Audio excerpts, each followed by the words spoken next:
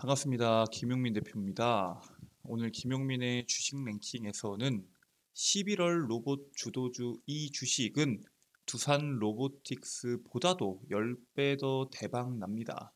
지금 많은 투자분들이 시장의 불확실성이 계속적으로 나오다 보니까 바닥에 있는 저평가 우량주들 위주로 공략하고 계십니다. 물론 지금 같은 시장에서 그런 종목군들을 공략하는 게 상당히 안정적으로 수익을 낼 수 있는 방법 중에 하나지만, 또 다른 투자분들 같은 경우에는 시장에서 엄청난 상승 랠리를 보여줄 수 있는 에코프로나 에코프로 BM이나 루니카 같은 대시세를 낼 수 있는 종목군들을 찾으시는 투자분들도 분명히 계십니다. 그런 종목군들은 남들에게 관심이 없는 구간까지 지금 떨어지지 않았고요. 이미 1차적인 시세를 낸 이후에 단기간에 조정 구간을 겪고 있습니다. 오늘 영상에서는 이러한 조정 구간을 겪고 있는 종목군들 중에서 엄청난 시세를 낼 수 있는 재료를 갖고 있는 종목에 대해서 설명드리는 영상을 준비해 왔습니다. 오늘 영상도 여러분들께 도움이 될 수 있는 내용으로 준비해 왔으니까 영상 처음부터 끝까지 집중하셔서 시청해 주시길 바라겠고요. 영상 시청하시기 전에 구독과 좋아요 버튼 한 번씩만 부탁드리도록 하겠습니다. 자, 그러면은 본격적으로 여러분들께서 주목하셔야 되는 11월에 주도주가 될 수 있는 이 주식이 뭔지에 대해서 설명을 드리겠습니다.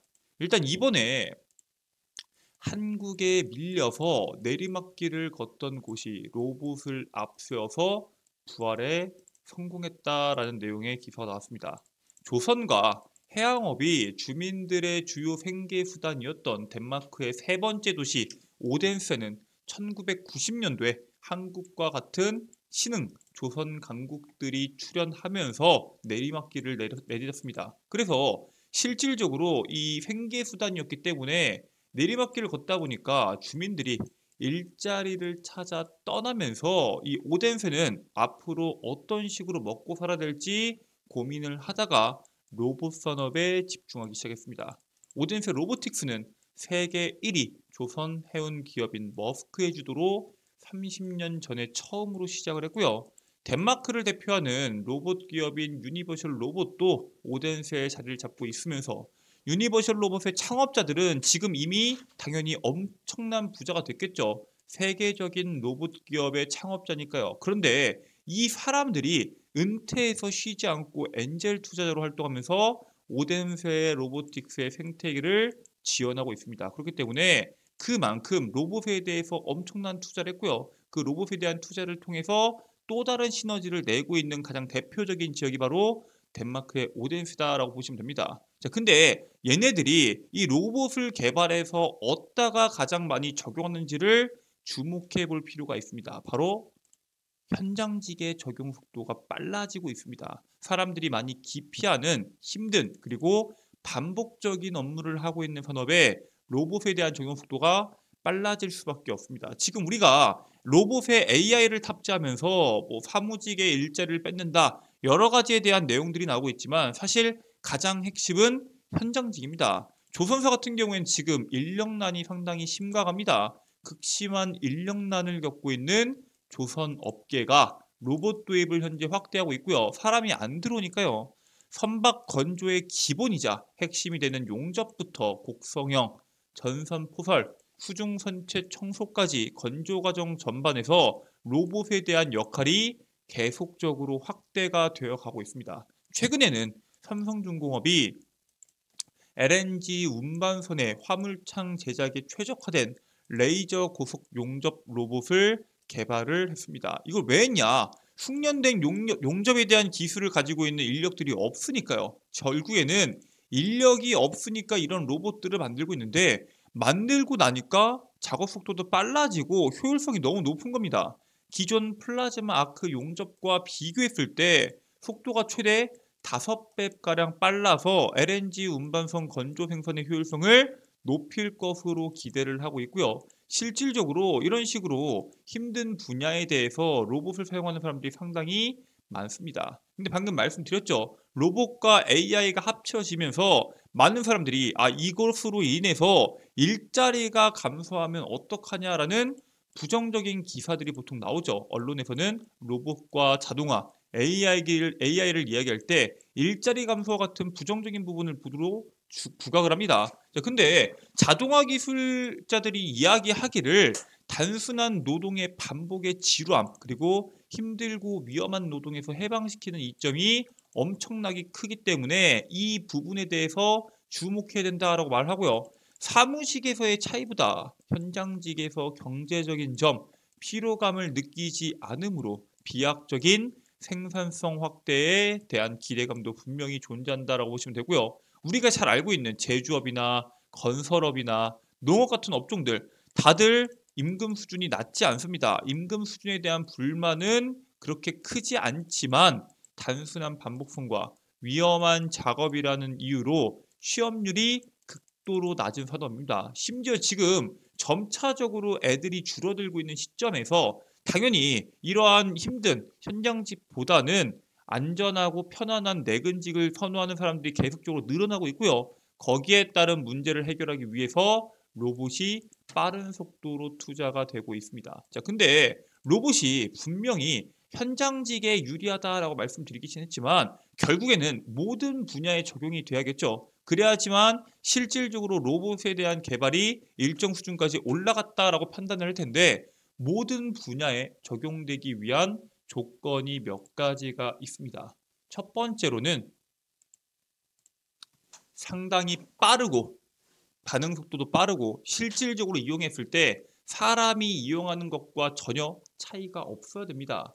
여러분들께서 잘 알고 있는 미국 케임브리지의 매사추세츠 공과대 MIT라고 하죠. 이 MIT 같은 경우에는 로봇 혁신의 산실입니다. 우리가 잘 알고 있는 보스턴 다이내믹스나 아이로봇 같은 것들도 전부 다 이 기업들이 MIT에서 파생이 됐고요. 20년 전을 우리가 생각을 해볼까요? 로봇들이 천천히 뒤뚱뒤뚱 걷기만 해도 신기했는데 이번에 MIT에서 만든 치타 로봇 같은 경우에는 어때요? 초당 2.3m를 달리고요. 눈을 가린 상태에서도 계단을 오르내릴 수 있을 정도의 기술력을 가지고 있습니다. 지금 로봇이 전기 모터 고동이 보편화되면서 기술 개발의 속도가 엄청나게 빨라지고 있고요.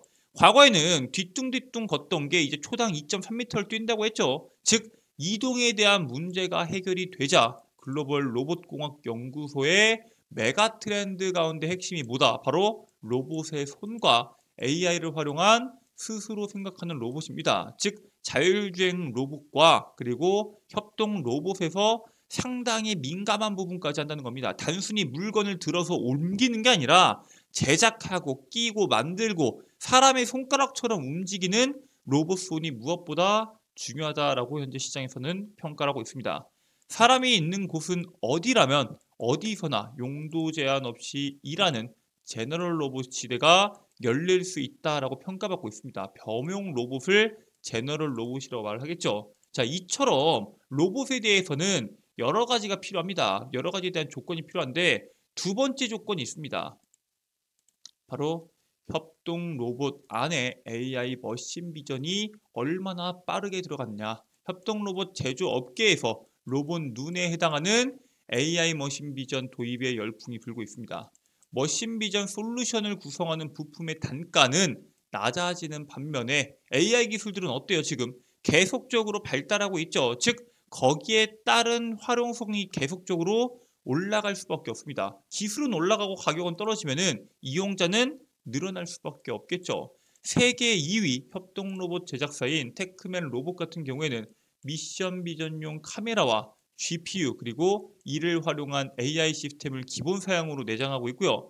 머신 비전 같은 경우에는 로봇을 활용한 공정에서 검사, 분석, 이동 능력을 형성할 수 있고 클라우드 기반 네트워크와 연결하면은 공정의 고도화도 가능할 정도로 상당히 중요한 기술입니다. 즉 앞으로 로봇이 모든 산업에서 적용되기 위해서는 민감하게 움직이는 손들 분명히 필요하겠지만 방금 말씀드렸던 이러한 여러 가지 머신 비전과 같은 기술들이 반드시 필요하다라는 겁니다. 거기에 더해서 AI가 어느 정도냐? 로봇에다가 AI를 장착하자 딸기 상태를 확인하고 로봇이 수확을 합니다. 이 딸기를 따도 되는 상황인지 딸기를 따서는 안 될 상황인지도 판단할 수 있고요. 실질적으로 그 줄기를 따서 물건을 옮기는 역할까지 할 수 있을 정도로 로봇에 대한 기술 발전이 엄청나게 비약적으로 늘어났습니다. 로봇에 집게발과 카메라를 부착해서 비닐하우스에 투입하면은 온실에 쓰이는 노동력을 무려 4배 가까이 줄일 수 있다라고 강조하고 있고요. 조리리 같은 경우에는 미국에서 온실 2개를 운영하면서 수학 로봇 기술 고도화를 진행하고 있습니다. 수학 로봇의 핵심은 단순히 익힌 과일을 따내는 것뿐만 아니라 과일 상태를 보고 과육을 걸러내고 포장까지 가능하기 때문에 상당히 중요하다라고 말씀을 드리겠고요. 결국에는 이러한 모든 기술들이 집약됐을 때 무슨 로봇이 탄생하나요? 바로 휴머노이드 로봇이죠. 사람이 판단을 하고 이동도 빠르게 될 수 있으며 사람의 손가락처럼 면밀하게 세밀하게 작동할 수 있는 게 바로 휴머노이드 로봇의 최종 종착지죠. 자, 근데 사실 휴머노이드 로봇 개발 속도 현재 속도를 내고 있지만 완벽한 휴머노이드 로봇이 나오려면 시간이 걸릴 수밖에 없습니다. 그런데 이번에 삼성전자가 밀어붙이고 있는 이 레인보우 로보틱스가 내년 초에 상반기 형태를 갖춘 휴머노이드 로봇을 출시할 예정입니다. 상반기 휴머노이드 로봇은 고정된 자리에서 사람이 수행하던 반복적인 업무를 대체할 때 효과적인 대안으로 평가를 받고 있고요. 전원 공급과 통신 문제에서 자유롭고 웹활용 로봇만으로는 동작할 수 없었던 움직임을 구현하기 때문에 이 로봇 산업에 대해 상당히 긍정적으로 사람들이 바라보고 있습니다. 왜냐하면은 사람 형태를 갖춘 로봇 같은 경우에는 거기 안에 들어가는 축들, 이 감속기나 이런 모든 것들이 수십 개가 넘어갈 수밖에 없습니다. 즉 축이 많이 필요해지다 보니까 가격이 수억 원을 호가는 경우가 상당히 많은데 로봇 한 개를 극복한 절충안이 유력하다라고 평가를 받고 있습니다. 즉 거기에 따른 내용들이 방금 전에 말씀을 드렸었던 내용에 적용된다고 했을 때 상당히 효과적일 것이다 라고 말씀을 드리고요. 자, 그리고 삼성이 그리고 레인보우 로보틱스가 이렇게 로봇에 집중하고 있는 이유가 뭔가요? 지난 8월부터 이재용 회장이 이미 AI를 탑재한 휴머노이드 로봇을 반도체 생산 공정에 투입하는 방안을 검토한다라고 시장에 보도가 됐죠. 그리고 로봇계를 2025년 가전제조 라인에 투입하는 방안도 검토하고 있습니다. 스마트 팩토리 구축이라는 큰 틀 아래에서 반도체 공정의 완벽성을 기하기 위해 사람 대신 로봇을 대체한다라는 계획을 가지고 있고요. 두산 로보틱스 상장 이후에 가장 큰 로봇 이슈를 이끌고 올 삼성의 로봇 이슈에 우리가 집중해 볼 필요가 있습니다. 지금 앞으로 나올 수 있는 로봇에 대한 이슈들 중에서 삼성에 대한 로봇 이슈보다 더 빠르고 더 크게 나와줄 수 있는 이슈는 한정적입니다. 자, 그렇기 때문에 여러분들께서 삼성의 다음 로봇 이슈가 뭐가 가장 먼저 나올지에 대해서 주목해 볼 필요가 있는데 바로 연내 삼성의 웨어러블 로봇 공개가 예정되어 있어서 업계의 관심이 집중되고 있습니다. 자, 이렇게 말씀을 드리면은 아니 이거 웨어러블 로봇은 작년에도 만든다고 했고 올해도 만든다고 했는데 너무 딜레이 되고 재료가 너무 약한 거 아니냐? 청소기와 같은 가전을 넘어서 웨어러블, 나아가 휴머노이드까지 삼성이 로봇 포트폴리오를 확장의 신호탄이 바로 웨어러블 로봇이 될 것이다 라고 시장이 분석하고 있고요. 지난해 하반기 웨어러블 로봇을 선보인다는 계획을 가지고 있었지만 시제품 생산이나 제품 완성도를 높이기 위해 출시 시점을 연기를 했습니다. 자, 그래서 AI 21년 AI와 로봇 분야에 240조를 투자하겠다라고 밝혔던 이 삼성전자가 인력을 10배 가까이 늘렸죠. 그랬던 삼성전자가 프로젝트를 진행 중인데 그 선두에 바로 보핏이 있다라고 말씀을 드리는 거고요. 빠르면 10월에서 11월, 늦어도 12월 이내로 로봇이 공개될 것으로 보입니다. 이미 여러 군데에 대해서 특허부터 해가지고 지금 등록이 진행이 되고 있기 때문에 사실 이 부분에 대한 문제가 뒤로 밀릴 것이다 라고 보고 있지는 않습니다. 자, 그렇기 때문에 여러분들께서는 삼성전자가 진행 중인 이 보핏 프로젝트에 대한 수혜 종목군들 반드시 주목해 볼 필요가 있는데 여기 있는 모든 내용들 중에서 여러분들께서 반드시 기억하셔야 되는 종목이 딱 한 종목이 있습니다. 바로 이렌시스입니다. 이렌시스는 오일 댐퍼, 감속 모터 등의 국내 시장 점유율이 80% 이상을 하고 있는 그런 기업이고요. 삼성의 웨어러블 로봇 보핏에다가 감속기 공급 사실이 부각을 받았습니다. 그 전까지는 그러한 공급에 대한 찌라시가 나왔을 때 설마 진짜 공급하겠어라는 인식이 강했지만 이번에 공급 사실이 확인된다라는 팩트가 나오면서 삼성 보핏과 관련돼서 시장에서 이미 시세를 한번 냈습니다. 그리고 이 이렌시스 같은 경우에는 삼성전자의 로봇 청소기에 사용되는 감속 모터도 공급하며 삼성과 밀접한 관계를 가진 기업이다라고 말씀을 드리고요. 거기에 따른 해당 종목 공략 방법을 말씀드리도록 하겠습니다. 사실 이렌시스 같은 경우에는 이미 시장에서 높은 시세를 냈습니다. 바닥 대비해서 2,000원대 대비해서 지금 6,000원대까지 찍고 현재 5,000원 이하에서 움직이고 있죠. 이 종목 같은 경우에는 기존의 주가를 올렸던 갭 구간과 20일 이평선 구간인 바로 4,500원에서 4,300원 사이 구간에서 공략하는 게 가장 정석적인 구간입니다. 이 밑으로 밑꼬리를 달면서 빠질 수는 있겠지만 이 보이시는 4,550원 이상 구간에서 공격적으로 투자하는 것은 상당히 위험하다라고 말씀을 드리고요. 최소한 4,550원 이하에서 매수하는 게 가장 좋고 그 다음은 3,200원 언저리에서 여러분들께서 투자를 분할 매수를 통해서 하신다면은 이번 다가오는 11월, 12월 안에 보핏에 대한 이슈가 나오면서 시장에서 주목을 받고 다시 한번 더 본격적인 상승 랠리를 펼칠 수 있다라고 말씀을 드립니다.